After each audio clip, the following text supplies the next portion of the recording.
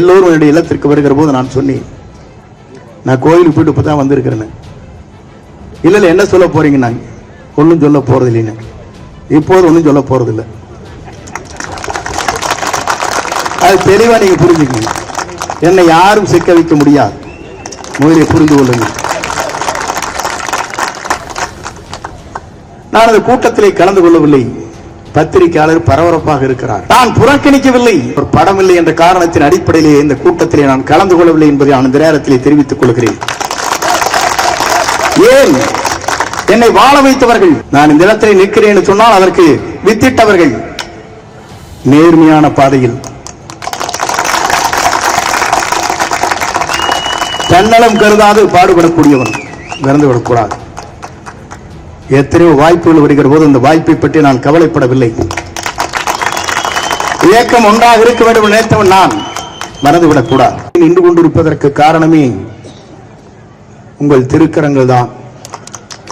நீங்கள் இல்லை என்றால் நான் இல்லை. உங்கள் ஒவ்வொரு அசைவிலும் நான் இருக்கிறேன். உங்கள் உயிரோட்டத்தில் நான் இருக்கிறேன் என்று சொன்னால் உங்கள் உயிர் மூச்சு இடத்திலே இருக்கிறது. ஆகவேதான் நான் வாழ்ந்து கொண்டிருக்கிறேன் என்பதை இந்த நேரத்திலே தெரிவித்துக் கொள்கிறேன். இந்த நிகழ்ச்சியிலே எல்லோரும் கலந்து கொண்டிருக்கிறார்கள். பெயரை படிக்க வேண்டும் என்று சொன்னால் இப்போது 250 பேரை படித்திருக்கிறேன். ஆனால் எண்ணற்ற நண்பர்கள் இங்கே இருக்கிறீர்கள், என் உயிரிலும் மேலானவர்கள். அவர்களுக்கு எவ்வளவு கோடி நன்றி சொன்னாலும் ஈடில்லை என்பதை நான் இந்த நேரத்திலே தெரிவித்துக் கொள்கிறேன். தங்கராசு இருக்காரு, ஞானசுந்தரம், எல்லாம் எல்லாத்து பேரும் தெரியும். எனக்கு யாருமே தெரியாது கிடையாது. தடுக்கி விழுந்தால் யாருடைய பெயர் என்பது தமிழ்நாட்டில் அத்தனை பேரும் தெரியும். எனக்கு கோபிச்செட்டிப்பாளையம் மட்டுமல்ல, எந்த கிராமத்தில் யார் இருக்கிறார் தமிழ்நாட்டில் என்பது எனக்கு தெரியும். 14 முறை நான் புரட்சி தலைவருடன் சுற்றுப்பயணத்தை மேற்கொண்டவன், சாரதியாக செயல்பட்டவன்.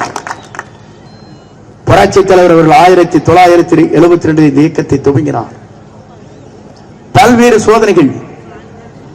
இன்று பிறந்த நாம் காணுகிறோம் என்று சொன்னால் அந்த தலைவனுக்கு வந்திருக்கிற சோதனை உலகத்திலே எந்த தலைவருக்கும் வந்திருக்காது. அந்த தலைவர் வாழ்ந்த காலம் பொற்காலம். அவர் கரம் என்பது கடையேழு வள்ளலை மிஞ்சுகின்ற வள்ளலாக வாழ்ந்தவர் புரட்சி தலைவர் எம்ஜிஆர்.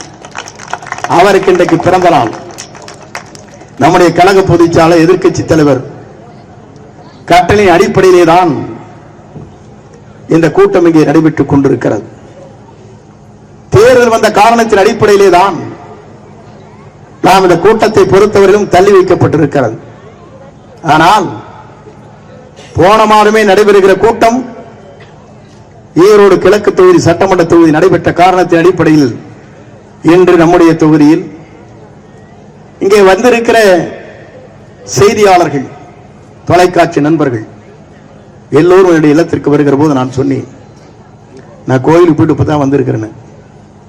இல்ல என்ன சொல்ல போறீங்க? நாங்க ஒன்னும் சொல்ல போறது இல்லைன்னு. இப்போது ஒன்னும் சொல்ல போறது இல்லை.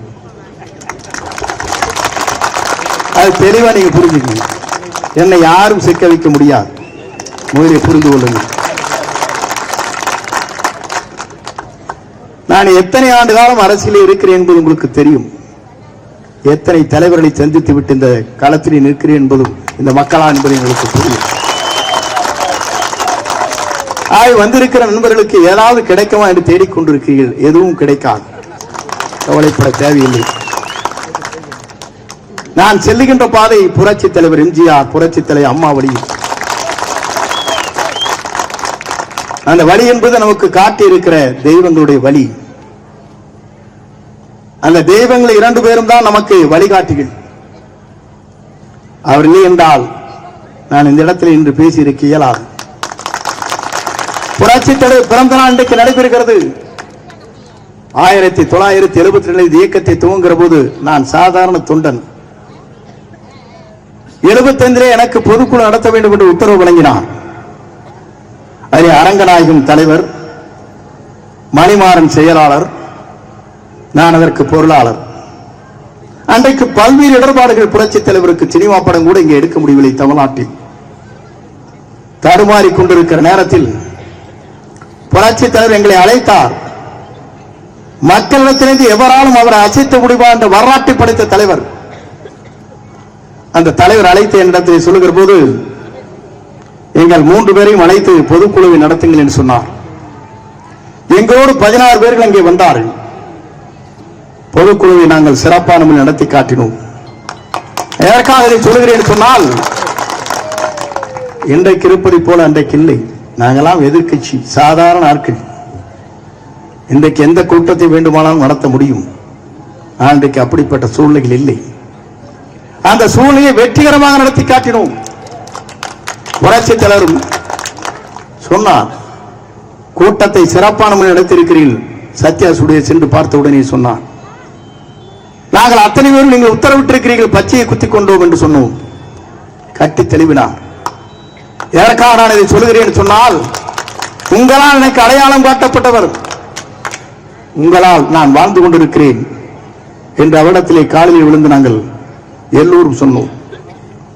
அதற்கு பிறகு 77 தேர்தல், நான் கோபிச்செட்டிப்பாளையத்திலே தேர்தலில் களத்திலே நிற்கிறேன் என்று மனு சென்றிருந்தேன். தலைவர் சொன்னார், எனக்கு ஏ ஃபார்ம் பி ஃபார்ம் கொடுக்கின்ற போது நீ சத்தியமங்கலத்தில் நிற்க போகிறாய் என்று சொன்னார். தலைவரே, என்னை கொண்டு சத்தியமங்கலத்தில் விடுறீங்களே, அதுக்கு மைசூரை சார்ந்த பகுதியாச்சே, தாளவாடி கடம்பூர் போன்ற பகுதிகளில் எல்லோருமே காங்கிரஸ் மக்கள் இருக்கிற இடத்திலே என்னை விட்டு விட்டீர்கள் என்று சொன்னார். ஒரே வரிதான் சொன்னார், எம்ஜிஆர் என்று சொல், நீ வெற்றி பெறுவாய் என்று சொன்னார். வெற்றி பெற்று காட்டினோம். புரட்சித்தருடைய புனித பெயரை சொன்ன உடனே அவருடைய பிறந்த நாள் இன்றைக்கு நடைபெற்றுக் கொண்டிருக்கிறது. நான் அதை சொல்வதற்கு காரணம், எல்லோரும் நினைக்கிறார்கள், சொன்ன 2 வரிதான். அங்கே புரட்சித்தருடைய பெயர் படமில்லை, அம்மாவுடைய படமில்லை என்றுதான் சொன்னேனே தவிர, அந்த குழு வருகிற போது அவரிடத்திலே சொன்னேன். என்னை அழைத்தார்கள். அழைக்கிற போது இதை பார்த்த உடனே, என்னங்க அம்மா படம் இல்லையே, தலைவர் படம் இல்லைங்களேன்னு கேட்டேன். இவ்வளவுதான். நான் அந்த கூட்டத்திலே கலந்து கொள்ளவில்லை. பத்திரிகையாளர் பரபரப்பாக இருக்கிறார். நான் புறக்கணிக்கவில்லை. அவர் படம் இல்லை என்ற காரணத்தின் அடிப்படையிலே இந்த கூட்டத்திலே நான் கலந்து கொள்ளவில்லை என்பதை நான் இந்த நேரத்திலே தெரிவித்துக் கொள்கிறேன். ஏன்? என்னை வாழ வைத்தவர்கள். நான் இந்த இடத்திலே நிற்கிறேன் என்று சொன்னால் அதற்கு வித்திட்டவர்கள், பல்வேறு தியாகங்களை செய்த தலைவர்கள் இருவர்கள். ஆகவேதான் அவரிடத்திலே வேண்டுகோளாக வைத்தேன். அவர் 5 பேர் வந்தார்கள். அவரிடத்திலே சொன்னேன், இன்னைக்கெல்லாம் எத்தனை பேர் பேசிட்டு இருக்காங்க, அது வேறு. அதுக்கெல்லாம் சொன்ன வெறும் வம்பா போயிடும். அது ஒரு கான்ட்ரவர்சியில் பண்ணிடுவாங்க. எத்தனையோ பேசுறாங்க, ஏதோ சொல்றாங்க, அதை பத்தி எனக்கு கவலை இல்லை. சொல்வது சொல்லிக் கொண்டே இருக்கட்டும். என்னை பொறுத்தவரையிலும் நேர்மையான பாதையில், தன்னலம் கருதாது பாடுபடக்கூடியவன், மறந்துவிடக்கூடாது. எத்தனையோ வாய்ப்புகள் வருகிற போது அந்த வாய்ப்பை பற்றி நான் கவலைப்படவில்லை. இயக்கம் ஒன்றாக இருக்க வேண்டும் நினைத்தவன் நான், மறந்துவிடக்கூடாது. என்னை சோதிக்காதீர்கள், அதுதான் இடத்திலே வேண்டுகோள். இதையெல்லாம் நான் சொல்வதற்கு காரணம், இங்க இருக்கிற உங்களை போன்றவர்கள் தெரிந்து கொள்ள வேண்டும். இன்றைக்கு 9வது முறை சட்டமன்ற உறுப்பினர் சொன்னால் உங்கள் திருக்கரங்கள் தான் உருவாக்கி இருக்கிறார். நீங்கள் என்றால் நான் இல்லை. உங்கள் மூச்சு என் மீது படவில்லை என்றால் நான் நடமாடி இருக்க முடியாது. எதற்காக சொல்லி தலைவர் உத்தரவிடுகிறார். அந்த தலைவருடைய தலைமையேற்று நாங்கள் அந்த பணிகளை ஆட்சி வருகிறோம். 3 முறை தமிழ்நாட்டின் நிரந்தர முதலமைச்சர். எந்த சக்தியாலும் வரை வீழ்த்த முடியவில்லை. ஏன் அதை சொல்லுகிறேன் சொன்னால், தலைவருடைய வரலாறு வேறு. திரையுலகமாக இருந்தாலும் சரி, அரசியல் உலகத்தில் வெல்வதற்கு இனி எவரும் தமிழ்நாட்டில் பிறக்கவில்லை, பிறக்க முடியாது. இது தலைவருடைய வரலாறு. மனிதநேயத்தோடு வாழ்ந்த தலைவர். 3 நாட்கள் பசியோடு இருந்து கும்பகோணத்திலே தன் தாய் 1 கிலோ அரிசியை வாங்கி வந்து 3வது நாள் பசி ஆற்றுகிறார். அந்த தலைவனுக்கு பசி என்றால் என்ன தெரியும்?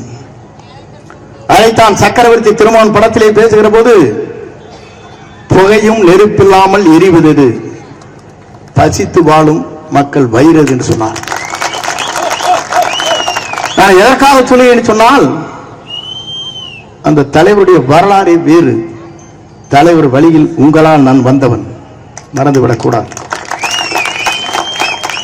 ஆகவேதான் எனக்கு தெளிவாக இருக்கிறேன், தெளிந்த சிந்தனையோடு இருக்கிறேன், விட்டுக் கொடுக்கும் மனப்பான்மையோடு இருக்கிறேன். ஆனால் சில பேர் நினைக்கிறார்கள், கருத்துக்களை சொல்லுகிறார்கள் மாற்று முகாமில் இருந்து, அவனை பற்றி நமக்கு கவலை இல்லை. நம் இயக்கம் தொண்டர்கள் நிறைந்திருக்கிற இயக்கம், ஒற்றுமை உணர்வோடு பணியாற்றக்கூடிய இயக்கம், விட்டுக் கொடுக்கிற இயக்கம், மறந்துவிடக் கூடாது. இதெல்லாம் எதற்காக சொல்லி சொன்னால், தலைவர் வழியில் வந்தவர்கள் நாம். அந்த தலைவர் இருந்த காரணத்தின் அடிப்படையிலே தான்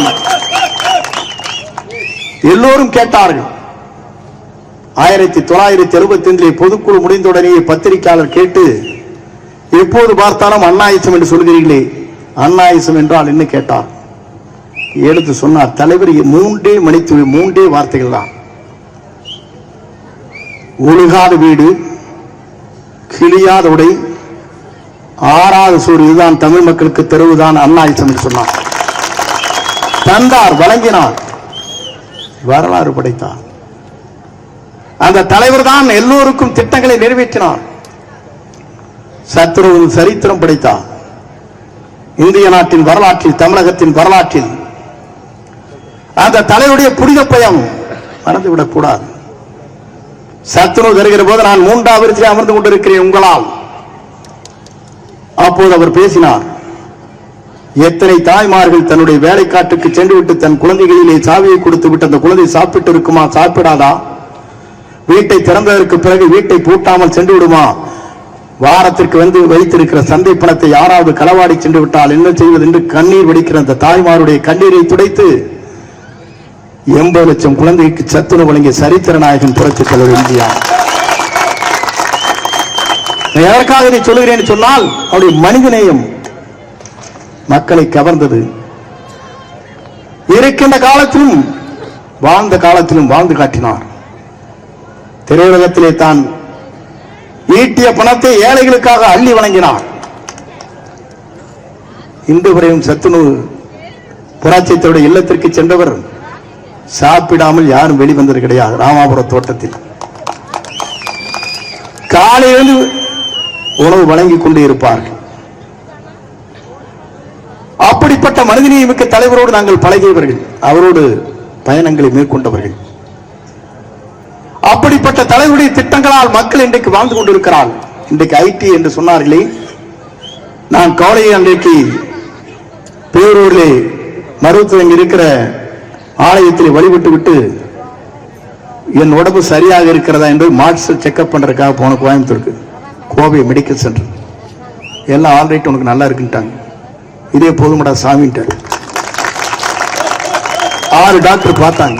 அதுக்கப்புறம் பத்திரிக்கையாளர் நான் வரபோது கேட்டாங்க, என்ன ரகசிய கூட்டம் பத்திரிகையில் ஓட்டு இருக்குதுன்னு கேட்டேன். நான் பாருங்க, தட்டு இருக்குது பாத்துக்கங்க, திருநீர் இருக்குது பாத்துக்கங்க, நான் சட்டை பாருங்க சிலுக்கு சட்டையோட தான் வந்திருக்கு பாத்தீங்கன்னு எடுத்து காட்டி, நீங்க சாமி போன பௌர்ணமி நல்ல நாள். என்னைக்கு நடக்குது? இன்னைக்கு புரட்சித்தடைய பிறந்த நாள், 108வது பிறந்த நாள், பௌர்ணமி திருநாள் இங்க நடக்குது. மறந்துடாதீங்க. அவங்கள்ட்ட சொன்னேன். அப்போ போல நான் வர வரைக்கும் இருந்தாங்க, ஏதாவது கிடைக்குமா, எதுவும் கிடைக்காது, கவலைப்பட வேண்டாம். ஏன்னா ஏதாச்சும் கிடைச்சிருமா அதை போட்டு 2 போட்டு ராத்திரி பகல நீ தூங்குற கூடாது, அபிலையும் தூங்குற கூடாது, ஏனுங்க எதிர்கட்சியும் தூங்குற கூடாது. எதுக்கப்பா? செங்கோட்டையின் எவ்வளவு காலமாக இருக்கிறார், எவ்வளவு விவரமாக இருக்கிறார் என்பது பல சோதனையில் நீங்கள் பார்த்திருக்க கூடும். ஆக நான் தெளிவாக இருக்கிறேன். அதுக்குள்ள சொல்லிட்டாங்க, ஏன்னா இவருக்கு போலீஸ் பந்தோபஸ்து போட்டாங்க. நான் அவனுக்கு சொல்லவில்லை, அவங்க போட்டிருக்காங்க. ஏன்னா ஏதோ ஒரு பிரச்சனை வரும், சாதாரண நடக்கு. விநாயகர் சதுர்த்தி நடக்கிற போது நம்முடைய நகர செயலாளர் பிஜேபி, அவருக்கு ஒரு போலீஸ் போட்டு பின்னால பைக்கில் வந்துட்டு இருப்பார். இது என்னன்னா பாதுகாப்பு என்பது கண்காணித்து வருவது காவல்துறை. எது நடந்துடக்கூடாது, எந்த பிரச்சனையும் வந்துடக்கூடாது, எதுவும் வரக்கூடாது, நல்லா நடக்கணுங்க. அவங்க போட்டாங்க, நான் ஒன்றும் தெரியாது எனக்கு, இதுதான் நிலைமை. அதில் ஒருத்தர் கேட்டாங்க, நீங்க சொன்னீங்களா? ஆனால் நான் எங்கப்பா சொன்னேன்னு. எத்தனை செய்திகள் ஒரு பாரு, செங்கோட்டையை பார்த்து சுத்தி கோட்டைக்கு ஒரு வர வேண்டும் என்றால் செங்கோட்டையை சுத்தி வராங்க.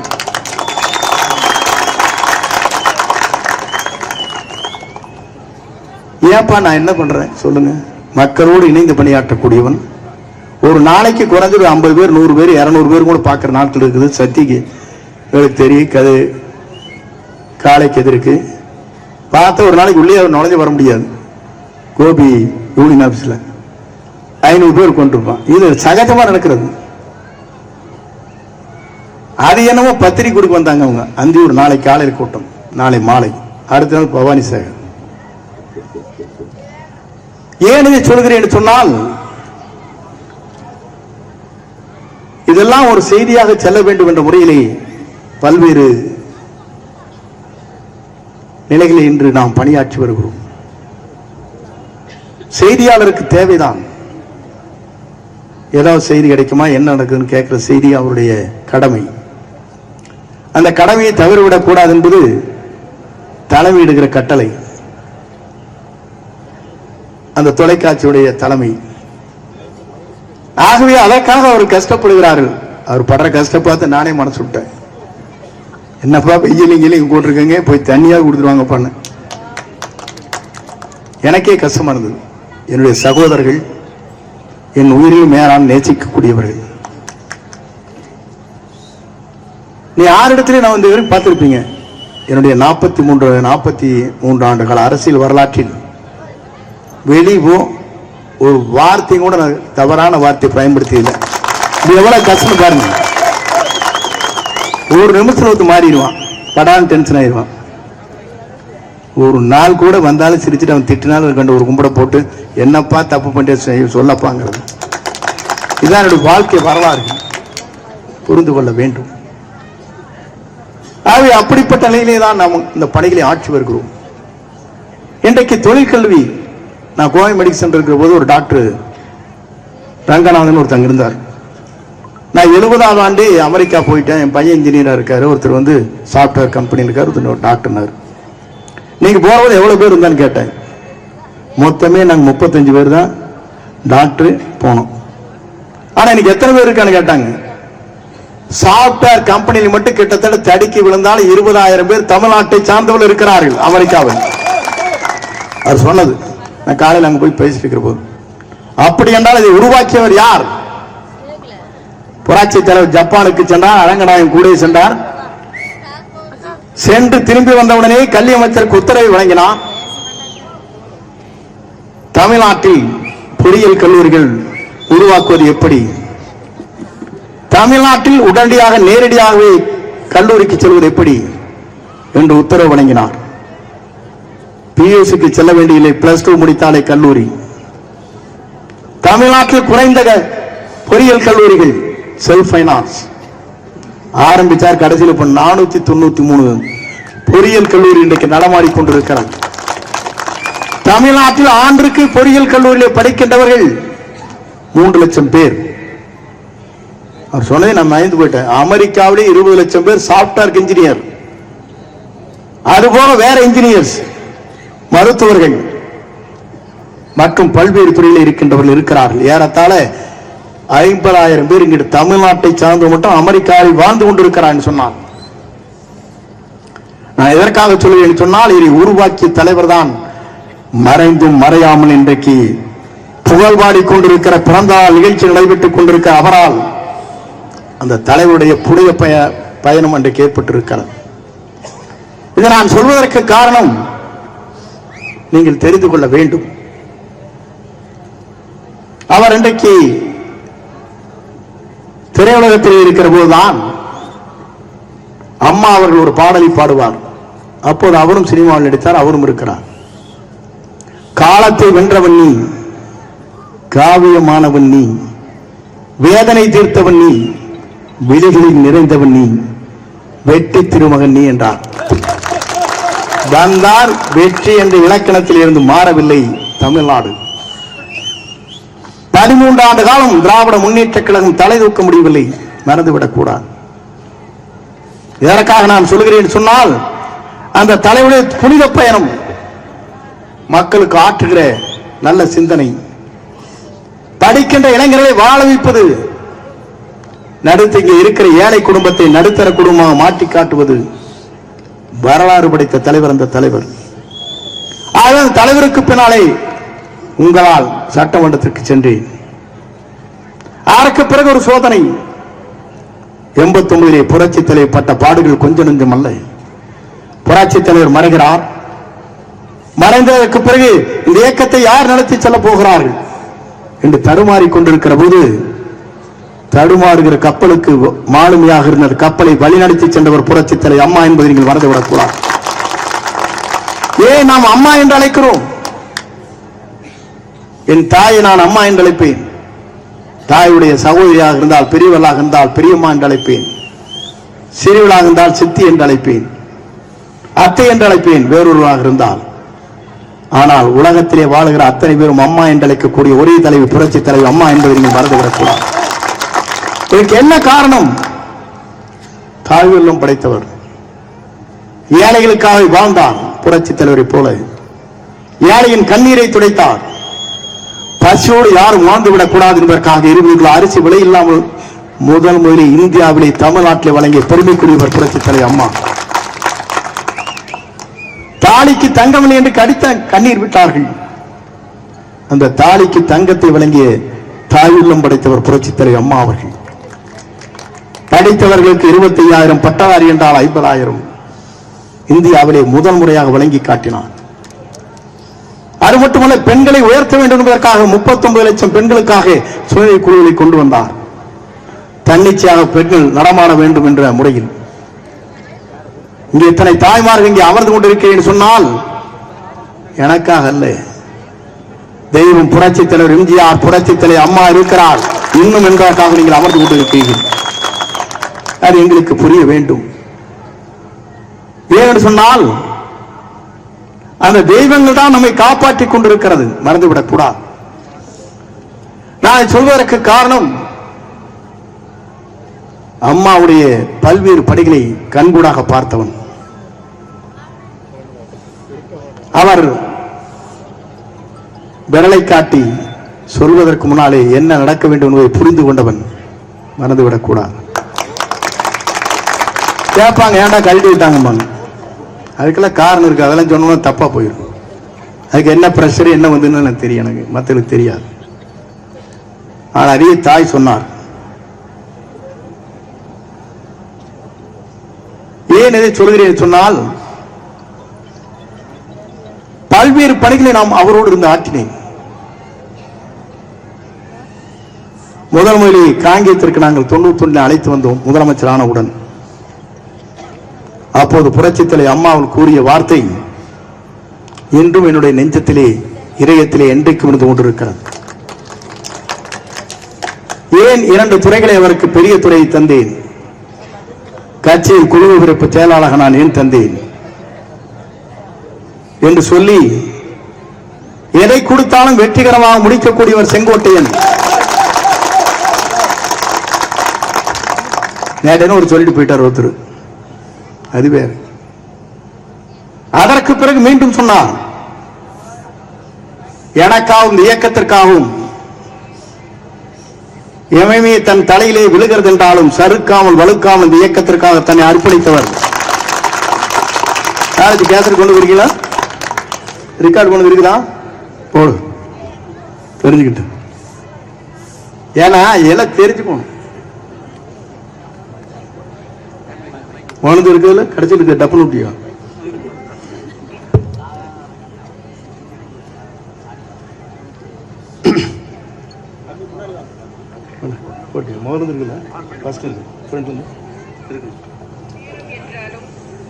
சலனத்திற்கோ சறுக்கலுக்கோ வழுக்கலுக்கோ இடம் கொடுக்காத கொள்கை உறுதியும் கொண்ட தலைமை மீது விசுவாசமும் உடையவராக இருந்ததால் தான் இன்று எத்தனை சிறப்புகளை பெற்று விளங்குகிறார் அன்பு சகோதரர் செங்கோட்டையன் அவர். ஏன்னா இது மாதிரி நிறைய பேசினாங்க 2-3 நிகழ்ச்சியில.